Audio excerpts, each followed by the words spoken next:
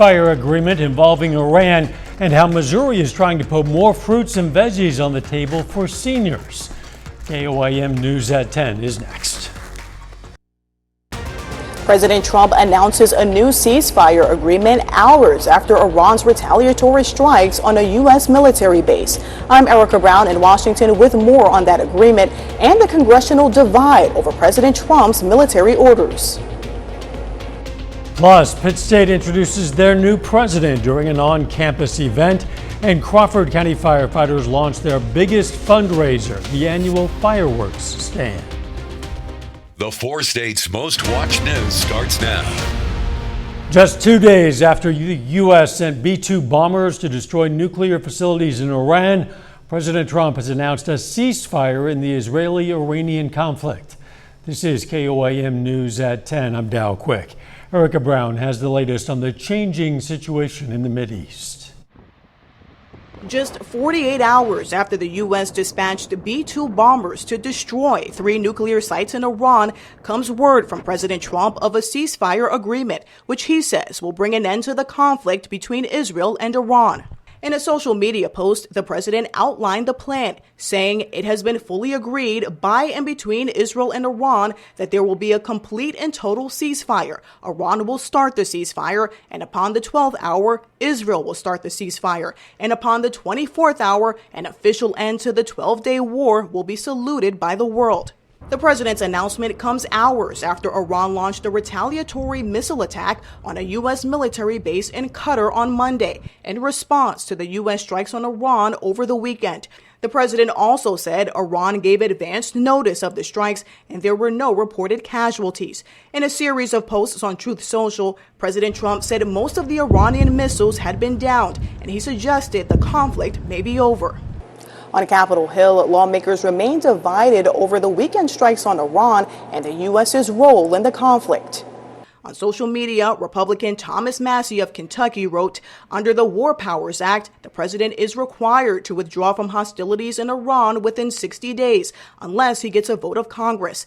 Others are standing by the president's decision. Given the situation that we're looking at right now, I'm going to give the benefit of the doubt to the president and the administration. The Trump administration insists that airstrikes on Iran were carried out to make certain Iran does not obtain nuclear weapons. They say it was not about forcing a regime change in Iran.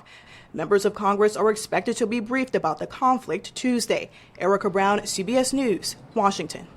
Israeli strikes have killed at least 400 people in Iran and injured 3,000 in the conflict. According to the Iranian Health Ministry, while Iran's missile strikes have killed at least 24 people in Israel.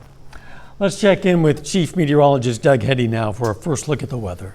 Well, we're going to stay super consistent as we go through the week. Hot and humid all week long. In fact, temperatures kind of 90 to about 92 degrees. Now, we are going to see a random afternoon thunderstorm Tuesday, Wednesday, Thursday. Most of you stay dry, and we stay into the 90s all the way into the weekend. So consistency is the main word. 91 for us today, record on 98, average high is 88. So a smidge above where we should be for this time of the year. Let's go through the night into the morning hours. Warm start into the mid 70s and then heating up 90 to about 92 again. You can see an isolated thunderstorm. About 97% of us will stay dry. There will be 1 or 2 random little storms that try to pop up. Showers, thunderstorms ongoing out across central Kansas. Look at our temperatures. We're still kind of near 80 degrees. We're going to look at the rest of the week here in a bit. See you soon. The new Pitt State president discussed some of his philosophies and priorities during a public introduction to the campus and community this afternoon. Dr. Thomas Newsom said the university will face enrollment challenges as high school graduation numbers decline and the economy evolves in the years ahead. He said PSU needs to be more flexible and more understanding of the needs of students and local communities. We need to be more understanding of what students' needs are, what our workforce needs are in our local communities. And then as a university, we need to build a culture of enrollment. And we need to build a culture where everyone on our campus understands the importance of enrollment, the importance of how enrollment drives capacity and resources, and then you have to be strategic. If you'd like to hear all of the president's comments from today's remarks, you should know we posted them on our website, koamnewsnow.com. The Crawford County Fire District Number 4's annual fireworks stand is now open. Fire Chief Scotty Thomas says this fundraiser is vital for the volunteer fire district, which relies heavily on community support. Funds raised help cover essential equipment and operational costs, which can be challenging to finance. We have close to almost 20 on our roster currently, and we're all volunteers. And all the money that we do raise for the fireworks, they go in the budget for the firefighters. And we buy cups, hats, anything fire prevention wise, and anything like that, so it helps. The Crawford County Fire District Number 4 fireworks stand will be open from 10 a.m. to 10 p.m. through July 5th. You can find the stand at 915 West St. John in Girard. The Girard Public Library is celebrating summer reading with the return of its Scholastic Book Fair. That event gives families a chance to build their home libraries while supporting the library itself, with a portion of sales going toward new books for the shelves. The fair features a wide variety of options, from board books for toddlers to picture books, chapter books, and even cookbooks for all ages. It's also time to coincide with the library's summer reading program, encouraging kids to stay engaged in literacy while school is out. I always like to see the joy on a child's face when they, whether it's a parent, grandparent, or they use their own money to purchase a brand new book, that they're excited it's theirs and they get to keep it. So I like seeing the joy in the children's faces. The library has hosted the fair nearly every year since 2010, and staff say it's a fun way to share the joy of reading with the community. Summertime can also mean allergy time for a lot of folks. Coming up, we have some advice from an area pharmacist on where you can find relief. But up first, a program in Missouri could put food on the table for some seniors. Missouri's trying to put more fruits and veggies on the table for seniors. As Chris Bryant explains, if you're 60 or older and managing on a low income, you might qualify for the program. The Senior Farmers Market Nutrition Program is a partnership with the Missouri Department of Agriculture and Senior Age. We have a lot of repeat customers who are very thankful for it. Eligible seniors receive a voucher in the amount of $50 to spend at local farmers markets. So it's strictly for fruits, vegetables, and honey, and it has to be Missouri grown stuff. That's $50 you didn't have to spend, which you would probably spend in the grocery store, but now you can go and not feel guilty about going to the farmer's market, spending a little bit extra, because it's basically free money to you. Only one voucher is issued per address. If you qualify, you will receive your voucher the same day you sign up. And I have the ability, when I'm signing them up, to see how much they spent the year before. And when I mention, it's like, oh, hey, you spent it all last year. And they said, well, I'm not going to waste it.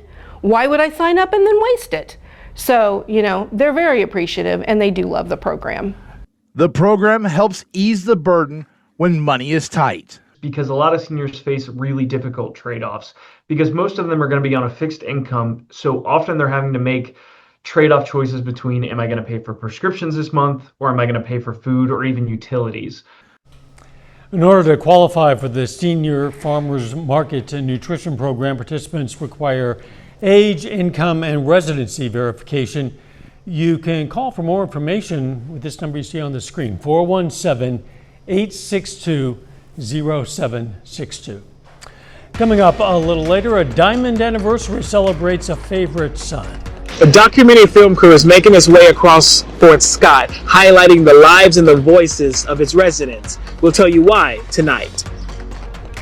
And I'll tell you why. It's going to stay hot and humid this week. Coming up next. Their entertainment schedule is subject to change. It turned out to be a great Monday for us today. A little hot, a little humid, but not quite to the criteria for a heat advisory, so it's just summer. Outside, great shot of Indigo Sky Casino and Resort just outside of Seneca, Missouri. All right, look at our temperature. Still, it's 10:14 p.m. Sitting at 82 in Chanute, 80 in Grove, 77 in Lamar. And this is kind of our main story as we go through the week, is the heat. and the humidity. Our humidity, one way we measure it is dew points, which puts it in a degree fashion. This is your moisture at the surface. When you really get past 70 in the summer months, it makes it feel muggy and soupy out there, and you don't really want it above 70 degrees, but that is what we are going to see over the next couple days. So still 10-15, we have a heat index 82 to about 85 degrees, even though it's dark. Showers, thunderstorms out to our west, central Kansas. We have a front in western Kansas. The farther away these storms get from the front, they don't have the dynamics to keep going, so they fall apart. So that's why they're not really working into the region. They've been kind of clipping our northwestern counties, but that is about as close as they're going to get. We're talking Eureka, Burlington, Garnett, maybe Yates Center. Everybody else will stay dry. We've had high pressure in charge. You can see this big clockwise flow. Now this flow has kind of been out of the Gulf, bringing in a little moisture. So with it, what it's going to do is give us 1 or 2 pop-up storms each day over the next few days. So let's go ahead and look at it. We're going to go into Tuesday morning. Warm start means hot finish. Temperatures into the mid 70s. Let me take you to about the noon hour. Already upper 80s. As we go into the afternoon, about high temperature time, about 5 p.m., 90 to about 92. But look, 1 or 2 random little thunderstorms. Once we lose the heating of the day, meaning the sun sets, any thunderstorms are gone. Heading into Wednesday, we start mid 70s once again by the afternoon, about 90, 91, 92 degrees. Very consistent all week long. Heat indices once again for us tomorrow, 98 to about 102. Heat index again on Wednesday, about 98 to about 102 across the region. Day planner on your Tuesday, 87 by noon. Let's go a high temp, 91 during the afternoon. Let me take you through the rest of the week. Random pop-up storm again on Thursday. Temperatures really not moving, 90 to about 92 degrees. Let's go into Friday. Same story, 90, 92 degrees, isolated storm. I think any storms kind of back off as we head into the weekend. So hot and humid, probably 92-ish on Saturday. Much of the same on Sunday, but as we go into early next week, we get a front, starts to push in, and this will give us much better chances to get widespread showers and thunderstorms early next week. Consistent this week, lower 90s, random pop-up storm. Next few days, hot, humid, heading into the weekend, and then scattered thunderstorms early next week. And of course, 4th of July is right around the corner next Friday, so we'll have to start looking at that as well here pretty soon. Yeah, I'm forecasting a high likelihood of fireworks that evening. I would bet so. All right, we'll see. Thanks, Doug. Summer officially started a few days ago, and already plenty of four-staters are dealing with summer allergies. One common summer allergen around here is ragweed, with symptoms ranging from watery eyes to itchy throats. A pharmacist from Alps Pharmacy in Anderson, Missouri tells us there are ways to find relief. People do the neti pots or a nasal rinse, and if you're still having symptoms like runny nose, you can do Flonase over the counter. It's a nasal spray to help with that, or there's also Nasacort. Dr. York also recommends people with severe allergies might want to use a fabric mask to cover their mouth and nose while outdoors.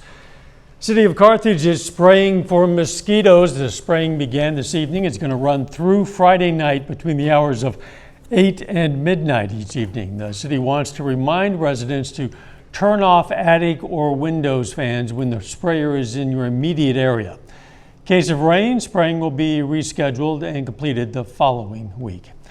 There's concern that bird flu, also known as H5N1, is evolving to bypass the human immune system.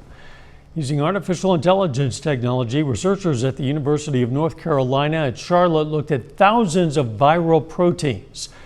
Say the virus has mutated over the past decade, and those mutations increase the chances of a pandemic and that older vaccines might not be as effective. 70 people have been infected. One person has died from H5N1 in the U.S. Still ahead, Cotty College hires a new head basketball coach, and a Pittsburgh Purple Dragon signs with Fort Scott Community College for track and field. John Dales has those stories and more up next in sports.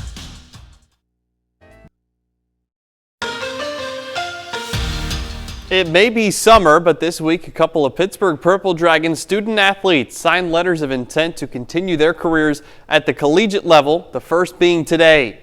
Pittsburgh High School 2025 graduate Trace Weathersby signs his letter of intent this afternoon to join the track and field program at Fort Scott Community College.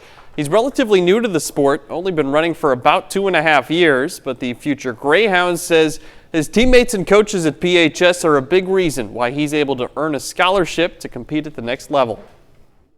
Too much running, but Isaiah, on the other hand, as a 400 runner together, he kind of pushed me because I used to beat him all the time, and now it's the other way around. So about that, Isaiah pushed me. Coach Oz, on the other hand, a lot of running, but it was worth it, and I'm pretty sure he's glad to see this moment. Some local college hoops news today as well. Cotty College announces this morning it has hired a new head basketball coach. Tim Eatman is the new leader of the Comets women's basketball program. He brings over 3 decades of coaching experience with him, primarily at the NCAA Division I level. Eatman has been involved in coaching women's basketball since the late 80s, but his first head coaching opportunity came with the University of Illinois Chicago for 4 seasons from 1998 to 2002. After being an assistant at Arkansas and Louisville, he was then an associate head coach at Arkansas for 4 seasons. Most notably, he was an assistant at Rutgers for 8 years and then led the Scarlet Knights to their best finish in the Big Ten in program history while taking over as acting head coach in 2019. And most recently, he was the head coach for South Carolina State for 3 years. We're almost 3 months into the 2025 Major League Baseball regular season. Surprisingly enough, tonight is the first time that the Cubs and Cardinals face each other all year. The Redbirds take the first game of the series in convincing fashion. Final score 8-2. Matthew Liberatore gets the win on the mound after going 7 innings, allowing just 2 runs.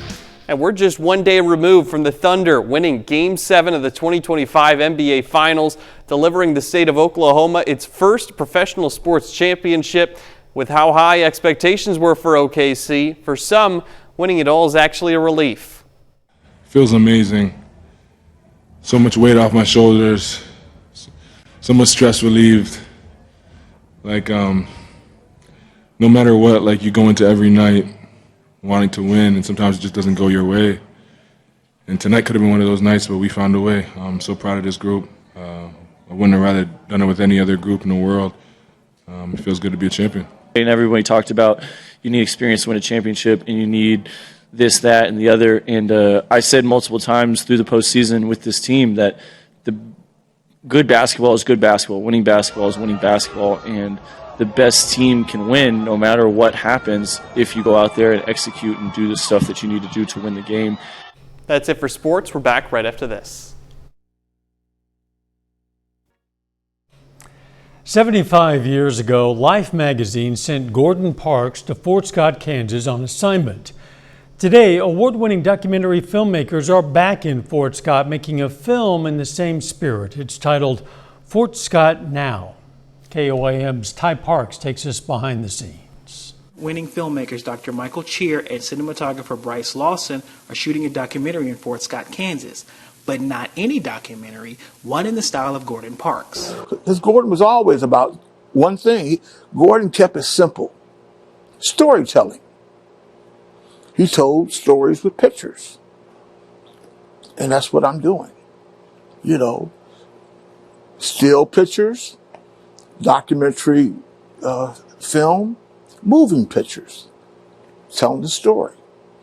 And here we are. You know, if you look at back to Fort Scott, reading the essays, especially his, what is Fort Scott now?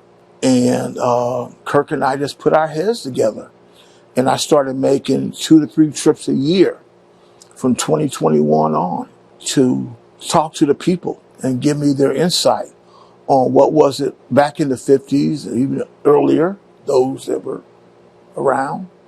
The people featured in Parks' original photo essay, Back to Fort Scott, have passed on. Well, we want to find the essence of the people that we would love to be able to do the follow-up to the folks that were there, but we try to do what's the next best thing. Let's do the same aspects. Some families, average families living here in Fort Scott, some of the occupations that we did, such we did as the head basketball coach, the football coach. We did some of the business owners here too as well, of young and old, different families, different lives. So we're capturing, try to things what's happening here in Fort Scott now. Speaking with the residents, Cheer says 2 things stand out the most. Resilience and faith, because that's one of the questions that I ask, either why did you come back, or why are you still here, and what is it about this place? It has to be more than a small town charm. Hell, you get small town charm anywhere. The documentary is planned to be released early 2026 in Fort Scott, Kansas. Ty Parks, KOAM News. Filmmakers will be back later this year to collect more stories. Gordon Parks, of course, himself was a filmmaker and a writer and a photographer and renowned worldwide, and is now deeply admired, and Fort Scott is proud as part of their history. Oh, I bet. Yeah. The weather looking hot. Yeah, inconsistent. I mean, just about each and every day, exactly the same weather. We are going to introduce a random pop-up storm as we go through the next few days. Hot and humid once again as we go into the weekend as well. Final sports notes. The Joplin Outlaws have their only noon start of the summer tomorrow. It's Youth Day at Joe Becker Stadium. Very good. Thanks for joining us. Don't forget the morning show starts at 5 a.m. and let's make it a great tomorrow.